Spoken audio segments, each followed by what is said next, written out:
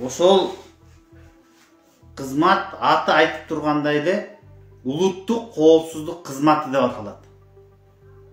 Бул деген Кыргыз мамлекетинин ички жана тышкы коопсуздугун камсыздай турган, ошол коопсуздукту ишке ашыра турган кызмат ушул улуттук коопсуздук кызматы болуп эсептелет.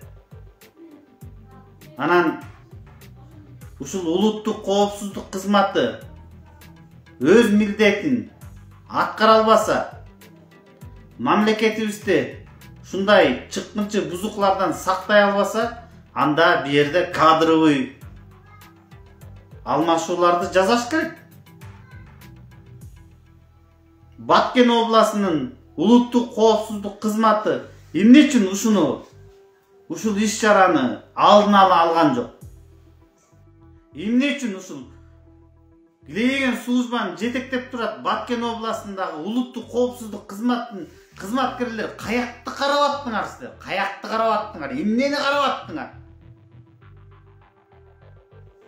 Эмне иш кылып аттыңар? Ушул тети кошуна мамлекет бир жумадан бери эле согушка дайындана алып аттыр. Бир агентиңер жок ошол жактан, могу жакта мондай даярдалып атат. Маалыматты берген турбайбы? Жергиликтүү жашоочулар маалыматты берген, айткан, мынандай кол салгантат, даярданып алып атат. 1-2 күн мурун бүт аялдарды, жаш балдардын баарын чыгарып кеттир чектеш айылдардан. Өтө терең жана радикалдуу реформаларга барыш керек. Жана доскелерди эркелетпеш керек. Жана мекенчилдин маскасын кийип алып жүргөн бузукуларды, эки жүздүүлөрдү жазага тартыш керек, кызматтан айдаш керек андайларды.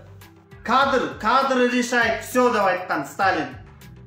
Кадр маселеси чечилбесе, кадр тазаланбаса, татыктуу кадрлар келбесе, ушинтип эле кор болуп жүрөбүз өмүр бою эле. Жөн эле бири-бирибизди сен мындайсың, анан сен андайсың, анан сен Садырдын кишисиң, анан мен бүтүнмүн, анан мен мекенчилмин деп бөлүнгөндү токтотуш керек да, ушинтип келжирегенди токтотуш керек. Ал тиги кече тажиктер кол салып атканда, сен бүтүнсүңбү, мындай тур, сен мекенчилсиңби деп туруп бөлгөн жок да, подряд өрттөдү да үйлөрдү, турабы? Же эмне тиги мекенчилердин үйү өрттөнбөй калыптырбы?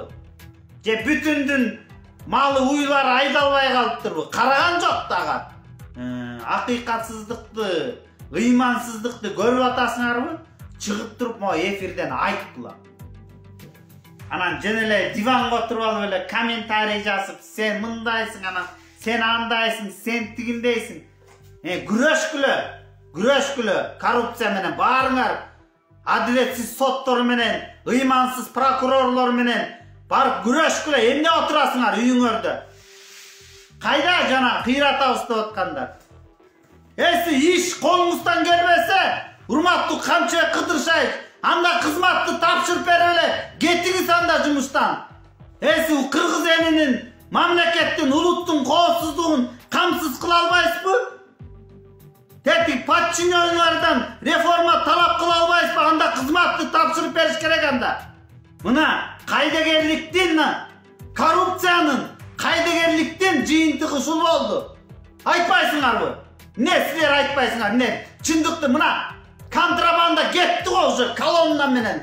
Колонна контрабанда кетти го. Аны эмне көрбөй атасыңарбы? Садыр Нуркожоевич, урматтуу Садыр Нуркожоевич. Мына мен мурунку кайрылуумда айттым эле. Мурунку кайрылуумда эле айткам.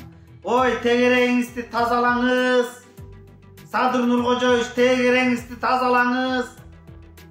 Тегеректегилерди жана жүзү кара бузукуларды кубалаңыз. Бурханов, Гайыпкулов дегендер ушуларбы реформа кыла турган? Угул атпайсыз, урматтуу Садыр Нуркожоевич, угул атпайсызбы? Муфтияттын эмесине чейин барып аралашып атпайбы бузукулар? Прокуратура бузукулук кылып эле атпайбы? Зам прокурор, зам генеральный прокурор, бер жакта пирамидасы полностью баягыдай эле чортомандарды тепкилеп, өпкө боорун эзип эле атпайбы? мыйзамдуулук сакталбай эле жатпайбы дагы делечи? Ой, бир өзгөрүүнүн бир мындай жышааны жокко, жышааны жок. Качан токтойт? Качан кыргыз элинин жашоосу өзгөрөт? Качан акыйкат келет? Качан таза заман келет? Качан мыйзамдуулук, сиз айткан тартип жана мыйзамдуулукту качан келет? Кадр болбосо келбейт алар. Жалгыз эмнесине жетишет? Кайсы бирине жетишет? Кыргыз элинин учугур эмес, бар арасында честь офицера деген сөздү түшүнгөн патриоттуу, ыймандуу инсандар бар. Урматтуу Садыр Нуркожоевич, жетет. Кыргыз эл ушунча страдайт этти, ушунча кыйналды. Эмне деген күндөрдү көргөн жок, эмне деген кыйынчылыктарды тарткан жок. Жетет болду, жетет. Тезинен реформага чоң кадамдар менен барыңыз. Биз кыргыз элинен өзүңүз айткандай эл караган бетиңиз жер карап калат азыр реформаларга барбасаңыз. Элдин колдоосунан кетип каласыз. Мен Марипов кызматка баратканда эле айткам. Урматтуу Садыр Нуркожоевич, ошондо баары жаман көрүшкөн мени, мекенчилердин баары жектеген. Бакай, сен туура эмес кылып атасың, эмне каршы чыгып атасың деп. Ай, Марипов деген специалист эмес, кесипкөй адис эмес. Ошон үчүн ошо маселени чечиш үчүн мындай кесипкөй кеңешчилер чогултуңузда ачык эле айтыш керек. Тиякта контрабанда барбы? Бар. Аны тыя албайсыңарбы? Жок, тыя албайсыңар. Ага биринчиден ыйманыңар жетпейт тыйганга. Аны үчүн тетияктагы Баткендеги МВДнын начальниги патриот болуш керек. УВДнын начальниги патриот болуш керек. ГКМнын начальниги патриот болуш керек. Сот, прокуратуранын баары патриот болуп, ондай зыңкый туруш керек. Агакта тиги жемкорлор. Ошолор күрөшөбү коррупция менен. Өздөрү коррупционерлер. Бузукуларга Кудай жеткирсин. Орозо күнү кошунага кол салгандарга Кудай жеткирсин. Кудай жеткирет аларга жакында. Кудай жеткирет. Ал өзү жарылат жанагы.